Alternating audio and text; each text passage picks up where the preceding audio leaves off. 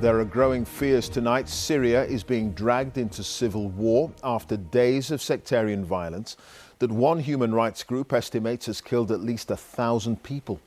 The country's interim leader, Ahmed al-Sharaa, has appealed for unity, saying he's formed an independent committee to investigate the killing of hundreds of civilians in areas loyal to the former President Bashar al-Assad, who was ousted last December.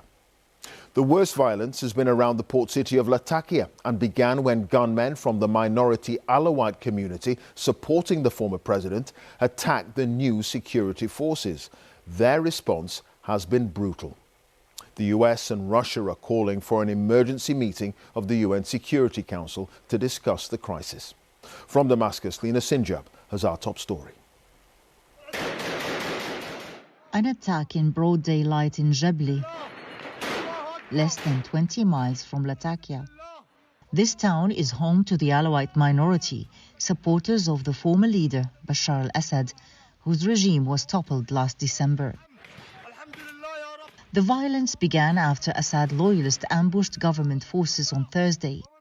Government supporters then arrived, and these pictures are believed to show them fighting the Alawites. An estimated 1,000 Alawites have been killed, including women and children. These killings have caused anger across the country, including in the capital, Damascus. People have gathered here in protest against the violence and against the killing. They are chanting, all Syrians are standing together in solidarity and in support of the victims of the Alawite community, but also in support of unity of this government. They're calling for prosecution, they're calling for justice and avoid any violence in the country.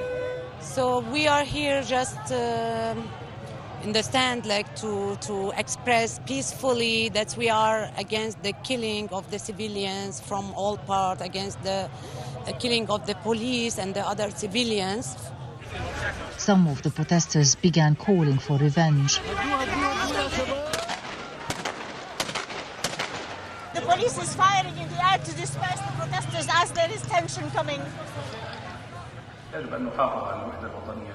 The interim President Ahmed al-Sharaa called for national unity at dawn prayers this morning. And this evening, he has announced an investigation into the killings, and his fighters have moved into position in the coastal city of Latakia. The interim President Ahmed al-Sharaa is under immense pressure to act swiftly and firmly. He addressed the nation for the second time in the past few days this evening, vowing to hold the perpetrators accountable, and announced that he formed a committee to investigate the killings. He told the nation that the remnants of the Assad regime will be brought to justice, but also he said that his government will not tolerate any person who violates the rights of civilians, who attacks civilians, and those who have blood on their hands will be prosecuted sooner, no later. His messages came at a time where the country is really worried about the future of Syria, and as a gesture as well, he phoned members of the Alawite community who've lost families to give condolences and support. And this is a really crucial time and big test for his government to maintain stability and order and protect all the country and all Syria, so that he would be able to accept it locally and internationally. Okay, Lina, thank you for that. Lina Sinjab there live in Damascus.